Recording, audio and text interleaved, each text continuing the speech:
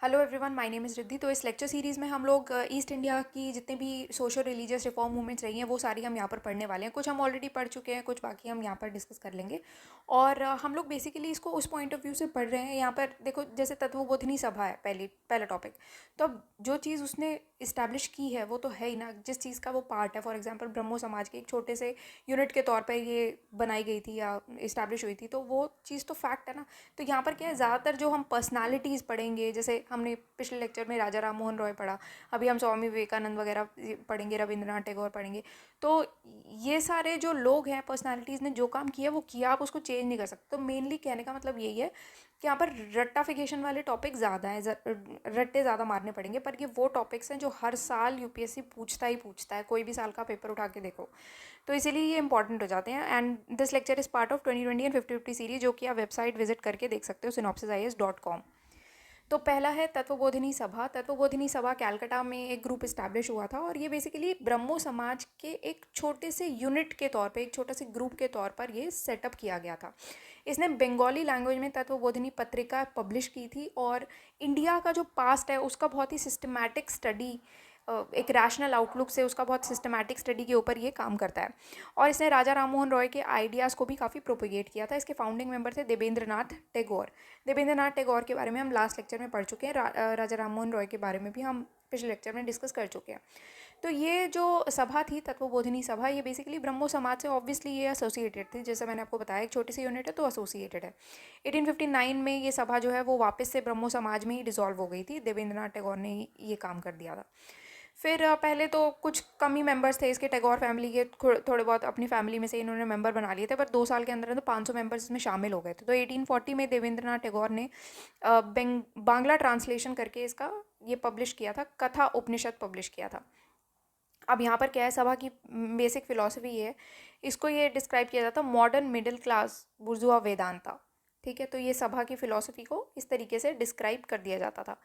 तो इसके जो स्टार्टिंग मेंबर्स थे वो, उन्होंने हिंदू रिफॉर्मेशन पर और बंगाल रेनेसा पर काफ़ी काम किया था। वो थे, एक तो अक्षय कुमार दत्त, और दूसरे थे ईश्वर चंद्र विद्यासागर। ईश्वर चंद्र विद्यासागर को आपको पता ही है कि इंडिजिनस मॉडर्नाइजर कहते हैं, और इनके बारे में हम आगे पढ़ेंगे भी। और अक्षय कुमार दत्त जो है 1839 में ये एक स्कॉलर बेसेट इंडिविजुअल की लाइफ के तौर पर एमर्ज हुए थे 1839 में। ठीक है, तो रामाकृष्ण परमहंस नेक्स्ट टॉपिक है। रामाकृष्ण परमहंस ये काफ़ी इंपॉर्टेंट टॉपिक हो जाता है। इनका ओरिजिनल नेम था गदाधर चट्टोपाध्याय। तो ये एक इंडियन हिंदू मिस्टिक और स्पिरिचुअल लीडर थे, और इन्होंने ही रामाकृष्ण मूवमेंट स्टार्ट किया था। तो ये फाउंडर थे रामाकृष्ण मूवमेंट के। रामाकृष्ण मूवमेंट के बारे में भी हम डिटेल में थोड़ा आगे पढ़ेंगे।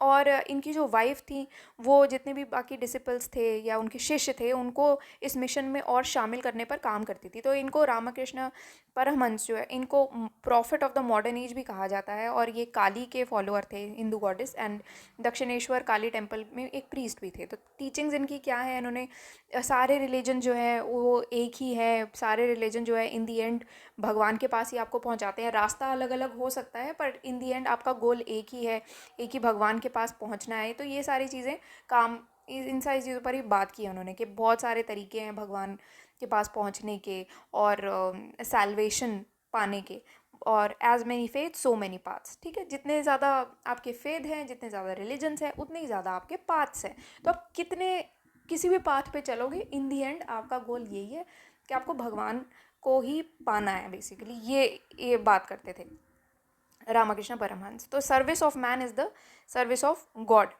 क्यों? क्योंकि आदमी जो है वो ही भगवान का पर्सोनिफिकेशन है एक तरीके से। तो ये कहते थे कि अगर आप आदमी को, किसी को सर्व करते हो, तो आप समझ लो आप भगवान को आप सर्व कर रहे हो। तो हर एक रिलीजन, चाहे वो कितने भी तरीके के रिलीजन हो, सबका अलग अलग पाथ ज़रूर फॉलो करते हैं, वो अलग अलग रास्ते अलग अलग हैं, बट मंजिल एक ही है सबकी। तो सेम गॉड को ही पाना चाहते हैं सारे लोग। फिर है स्वामी विवेकानंद। इनके बारे में थोड़ा सा एक्सटेंसिवली हम पढ़ने वाले हैं। स्वामी विवेकानंद जो है वो, उनका रियल नेम था नरेंद्र नाथ दत्त। तो ये एक Indian Hindu monk, philosopher, author, religious teacher थे, और ये रामकृष्ण परमहंस के चीफ डिसिपल थे। तो उनके ये शिष्य थे, प्रमुख शिष्य थे 19th सेंचुरी में। अब स्वामी विवेकानंद ने बेसिकली क्या किया था, हिंदुइज्म को मेजर वर्ल्ड रिलीजन के स्टेटस पर उन्होंने पहुंचाया था। स्पेशली उन्होंने जो स्पीच दी थी, ठीक है, उसके बारे में भी हम आगे पढ़ेंगे। तो ये क्या है कि इन्होंने जो मेन काम किया था वो था कि हिंदुइज्म को एलिवेट कर दिया था, एक मेजर वर्ल्ड रिलीजन के तौर पे हिंदुइज्म देखा जाने लगा था। तो इन्होंने काफ़ी इंपॉर्टेंट रोल प्ले किया था वेदांता और योगा को वेस्टर्न वर्ल्ड में लाने के लिए। आज आप देख सकते हो योगा की कितनी इंपॉर्टेंस हो गई है वेस्टर्न वर्ल्ड में, सभी लोग कितना ज़्यादा फॉलो करते हैं। तो ये क्रेडिट इनको जाता है कि उन्होंने काफ़ी इंपॉर्टेंट रोल प्ले किया था वेदांता और योगा को वेस्टर्न वर्ल्ड में इंट्रोड्यूस कराने के लिए। इंटरफेथ अवेयरनेस भी उन्होंने काफ़ी रेस की थी कि सभी जो अलग अलग रिलीजन है उसमें आप किस तरीके से सब सब ही रिलीजन में आप जागरूकता बनाएं, और सभी रिलीजन जो है वो एक ही एंड को अचीव करने के बारे में बात करते हैं। तो ये बहुत ही पॉपुलर फिगर बन गए थे। 1893 का parliament of religions in Chicago ये टाइम पर हुआ था। तो पार्लियामेंट में ये इन्होंने एक बहुत अच्छी स्पीच दी थी जिसकी वजह से ये पॉपुलर हो गए थे। तो इन्होंने कहा था sisters and brothers of America. तो बेसिकली उन्होंने ये लाइन से ही ना उन्होंने हिंदुइज्म को अमेरिका में इंट्रोड्यूस कर दिया था। तो कितने इम्पैक्टफुल थे कि एक अमेरिकन न्यूज़पेपर में उनको इस तरीके से डिस्क्राइब किया गया था कि he is an orator bye divine right and undoubtedly the greatest figure at the parliament. तो 1893 में महाराजा अजीत सिंह ऑफ खेतरी की रिक्वेस्ट पर उनको विवेकानंद नाम दे दिया गया था। नेताजी सुभाष चंद्र बोस उनको मेकर ऑफ मॉडर्न इंडिया कहते थे।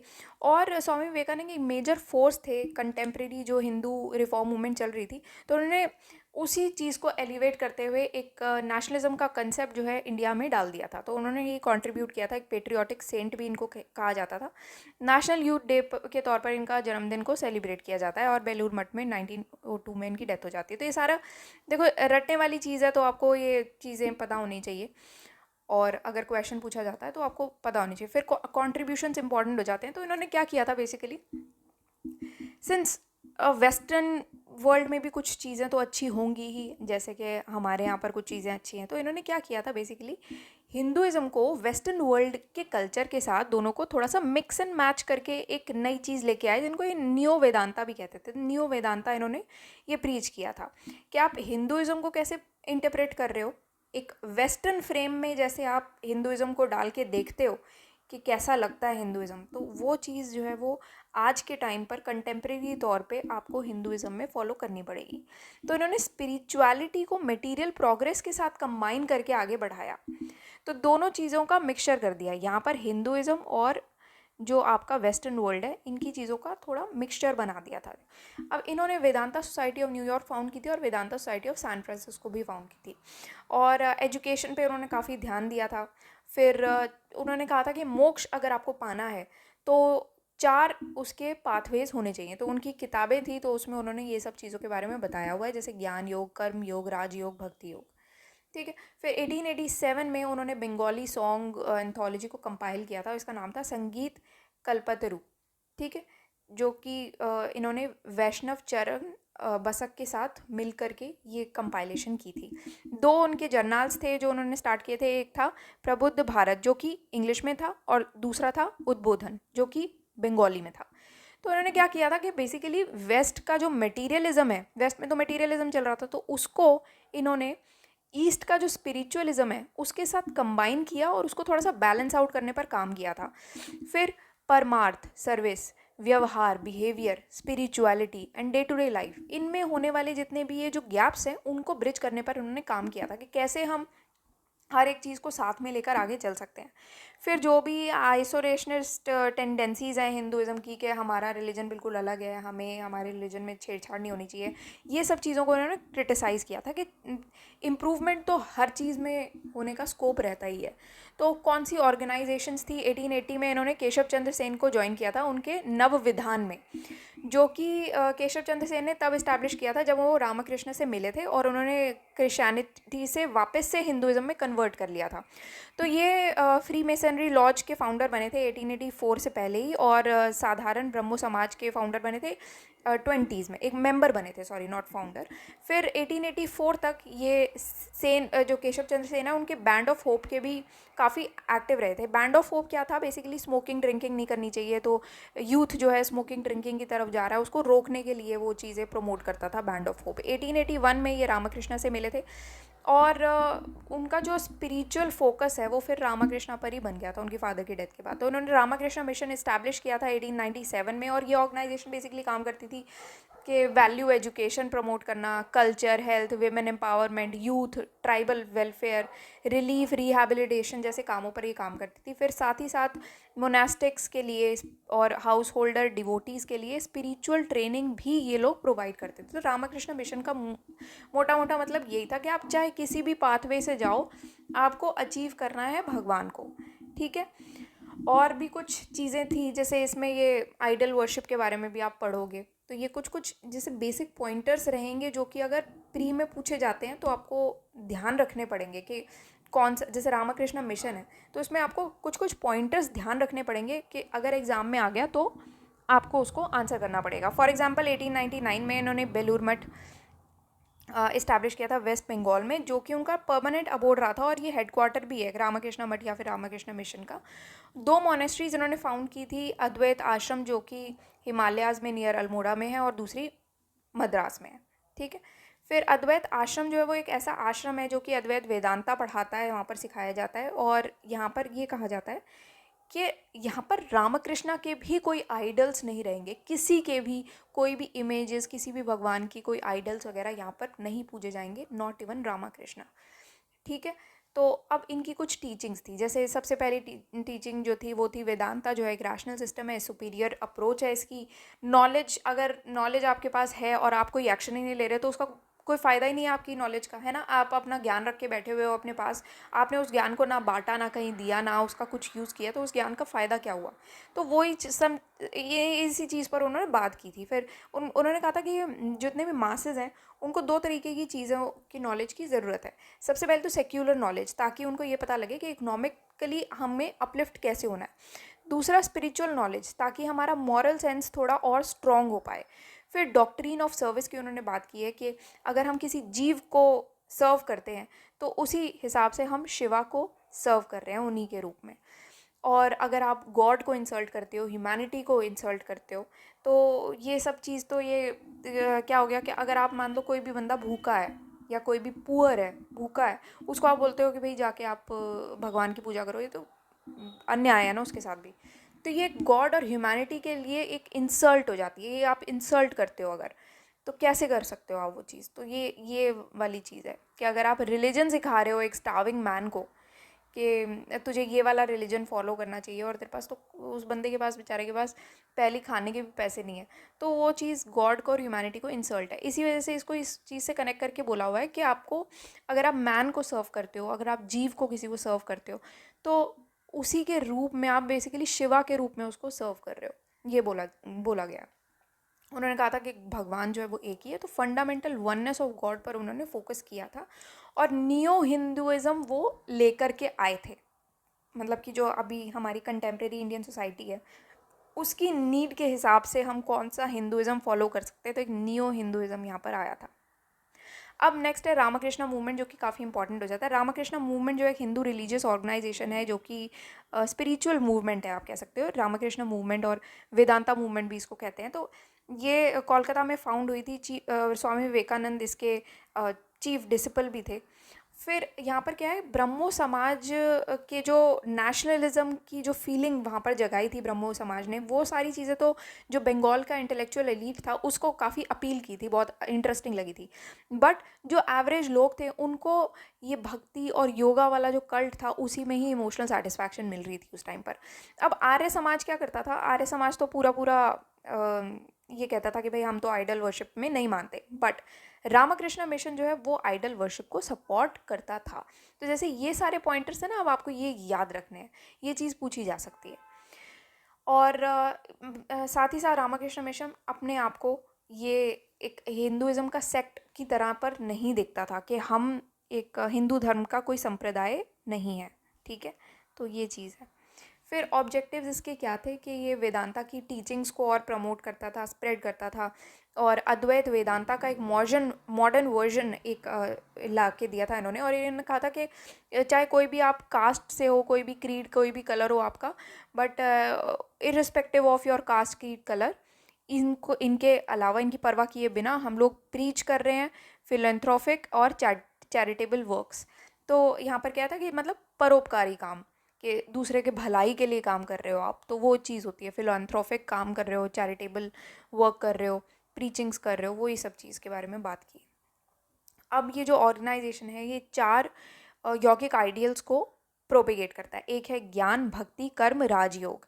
तो ये 4 यौगिक आइडियल्स हैं, आदर्श हैं, जिनको ये प्रमोट करता है, प्रोपेगेट करता है। तो यहाँ पर ये बात की जाती है कि इंडियन लोगों की सोशल कंडीशन ऑलरेडी काफ़ी बुरी है, तो हम कैसे उसको इम्प्रूव कर सकते हैं, और एजुकेशनल फिलांथ्रोपिक वर्क हम लोग जा जा के प्रमोट करें, ताकि लोगों की जो कंडीशन है वो बेटर हो सके। तो रामाकृष्ण मिशन आज भी कुछ अवेकनिंग प्रोग्राम्स चला रहे हैं, वही चीज़ें आज भी फॉलो हो रही हैं। फॉर एग्जांपल 2014 में मिडिल स्कूल स्टूडेंट्स के लिए ये awakened citizen programme Ramakrishna mission ने कंडक्ट किया था, जिसमें ये बोला था कि आत्मश्रद्धा को आपको बिल्ड करना है और रिस्पॉन्सिबल चॉइसेस आपको बनानी पड़ेंगी अगर आपको आगे डेवलप करना है तो।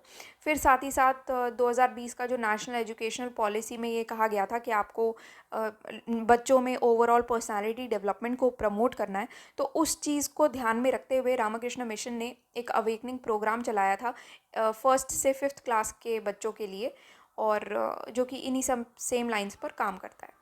फिर नेक्स्ट है श्री औरोबिंदो घोष। इनका टाइम होता है 1872 से लेकर के 1950 तक का। तो इसमें क्या है कि ये एक फ़िलासफ़र, योगी, महर्षि और पोइट, और एक इंडियन नेशनलिस्ट हैं, जो कि इंडियन सिविल सर्विस इन्होंने उसके लिए पढ़ाई की थी किंग्स कॉलेज कैम्ब्रिज में। और 1892 में उन्होंने काफ़ी एडमिनिस्ट्रेटिव पोस्ट्स हेल्प की थी, बड़ौदा में, कैलकटा में, और yoga, Indian languages, in fact Sanskrit, classical Sanskrit की भी उन्होंने पढ़ाई की थी। अब एक अमेरिकन फ़िलासफ़र थे केन विल्बर, इन्होंने श्री औरोबिंदो को कहा था India's greatest modern philosopher says, मतलब कि भारत का महानतम आधुनिक दार्शनिक संत, ठीक है। तो बेसिकली एक संत के तौर पर, एक सेज के तौर पर इनको डिनोट किया गया था बाय एन अमेरिकन फ़िलासफ़र। अब इनका क्या कंट्रीब्यूशन रहा था फ्रीडम स्ट्रगल में, वो हम देख लेते हैं। तो इन्होंने इंडियन मूवमेंट को इंडिपेंडेंस के लिए ही ज्वाइन किया था, क्योंकि ये भी अब ये उसी टाइम की बात है, 1910 में क्या चल रहा था, तो ये उसी टाइम की सारी बात चल रही है जब इंडिपेंडेंस के लिए हम लोग लड़ रहे थे। इनफैक्ट 1910 तक ये सबसे ज़्यादा इन्फ्लुएंशियल लीडर्स में से भी माने जाते हैं। इंडियन नेशनल कांग्रेस के साथ भी ये इन्वॉल्व रहे थे, और अनुशीलन समिति में ये एक रेवोल्यूशनरी मूवमेंट के साथ थे बंगाल में, ठीक है। फिर औरोबिंदो ने लोकमान्य तिलक और सिस्टर निवेदिता, इनके साथ कांटेक्ट इस्टेब्लिश किए थे। 1907 में सूरत स्प्लिट हुआ था मॉडरेट्स और एक्सट्रीमिस्ट के बीच में।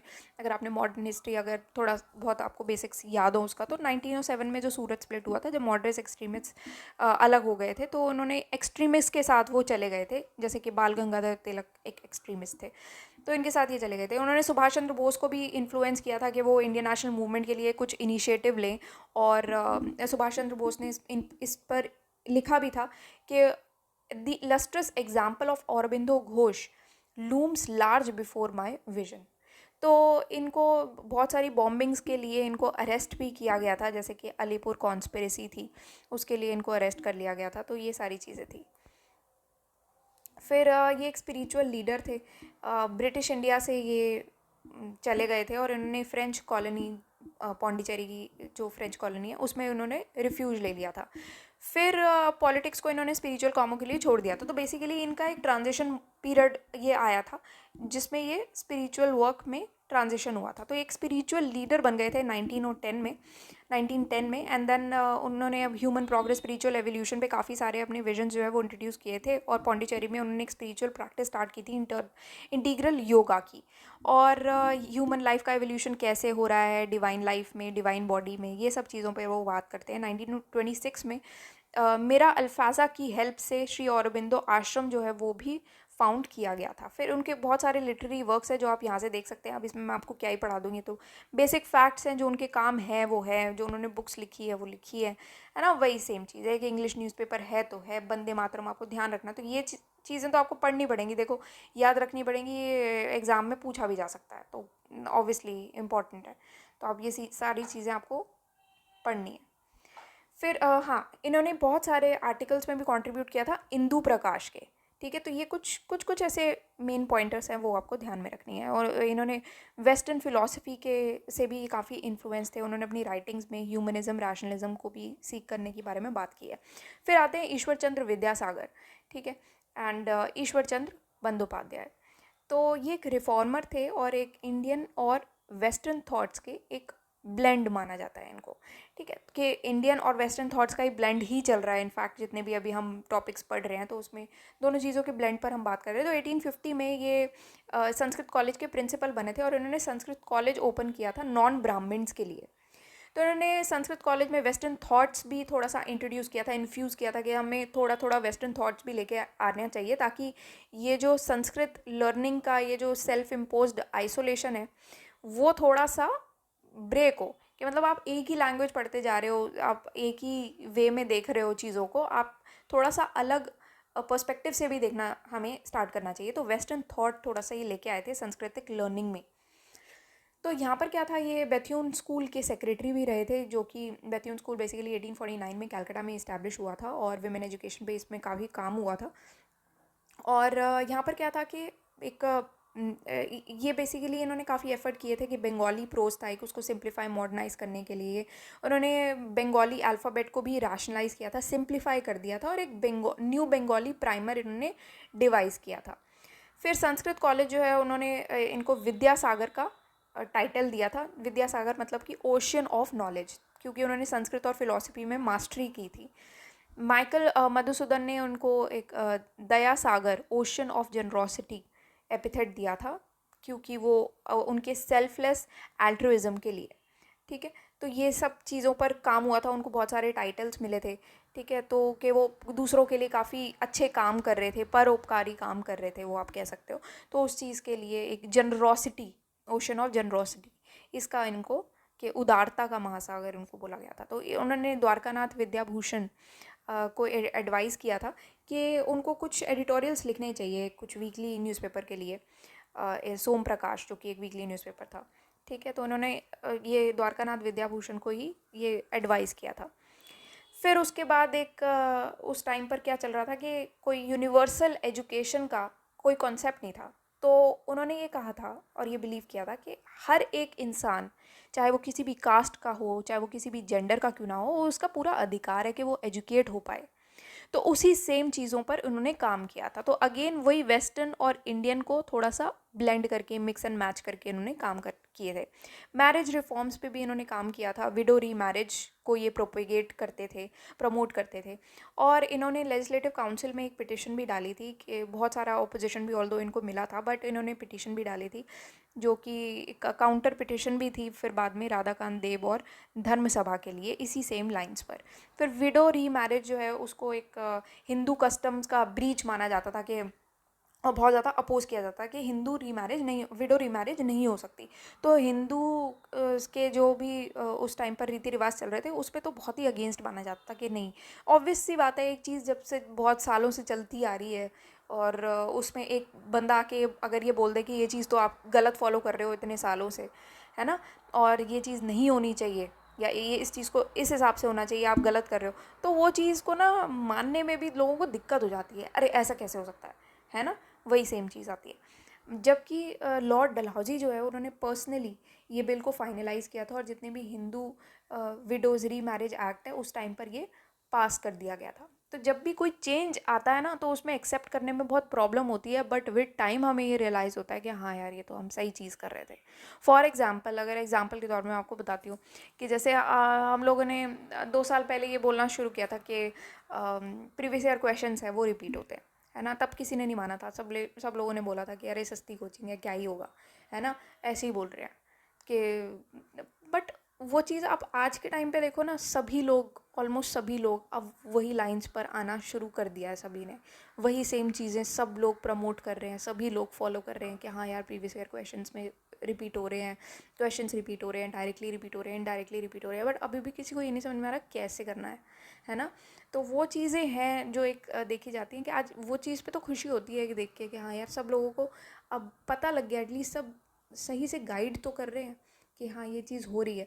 बट जब वो चेंज आया था ना, तो वो चेंज लाने में हमेशा प्रॉब्लम होती है। जो भी बंदा थोड़ा सा हट के कुछ भी बोल देता है, जो नॉर्म चल रहा है उससे हट के अगर आप कुछ भी बोलने की कोशिश करोगे तो आपको स्टार्टिंग में आपको गाली पड़ेगी। विद टाइम लोगों को समझ में आता है कि ये चीज़ सही थी या गलत थी, या वो टाइम टेस्टिंग चीज़ होती है। फिर चाइल्ड मैरिज के भी अगेंस्ट थे, तो उन्होंने काफ़ी एफर्ट्स लिए थे। एज ऑफ कंसेंट एक्ट 1891 का आया था, तो उन्हीं के एफर्ट्स के बाद ये एक्ट लाया गया था, जिसमें मिनिमम एज जो है कंजम्पशन की, मतलब सेक्सुअल इंटरकोर्स की जो मिनिमम एज है वो 12 साल कर दी गई थी। तो पॉलीगैमी के अगेंस्ट थे कि मतलब एक ही बंदा बहुत सारी शादियाँ कर रहा है, तो वो चीज़ गलत थी। इंपॉर्टेंट वर्क्स थे उनके कुछ, वो यहाँ से आप देख सकते हो।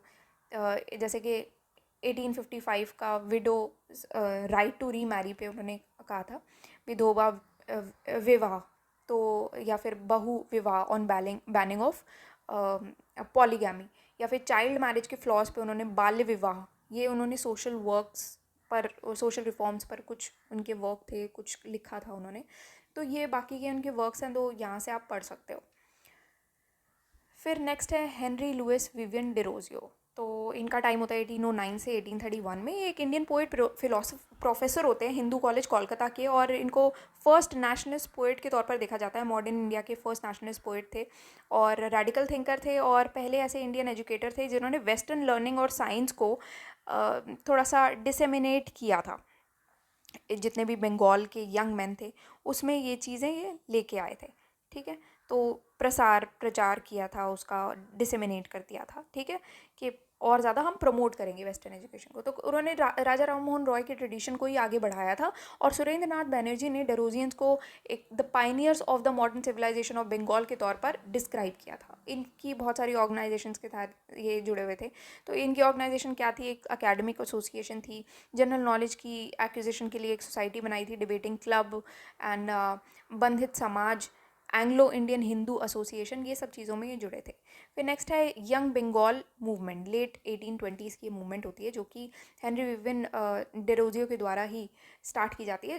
हेनरी विवियन डेरोजियो एक एंग्लो इंडियन होते हैं बेसिकली। तो यंग बंगाल जो है वो एक ऐसा बंगालीज का एक ग्रुप है जो कि बिल्कुल फ्री थिंकर्स थे।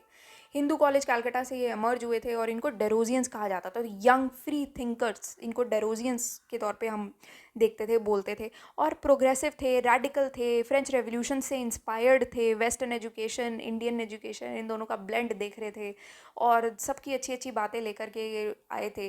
तो एक न्यूनेस थी इनकी चीज़ों में। तो रेडिकलिज्म पर अगर ये बिलीव कर रहे थे, रेडिकलिज्म एक ऐसा बिलीफ एक्शंस है जो कि कंप्लीट पॉलिटिकल सोशल रिफॉर्म पर बात करती है, ठीक है। फिर डेरोजियो ने हिंदू कॉलेज को 1826 में ज्वाइन किया था और काफ़ी स्टूडेंट्स बहुत ही शॉर्ट टाइम में उन्होंने अट्रैक्ट कर लिए थे। उनकी एक एकेडमिक एसोसिएशन थी जो कि उन्होंने 1828 में इस्टेब्लिश की थी, मनिक तला की गाइडेंस में, है, ठीक है, और मनिक तला में।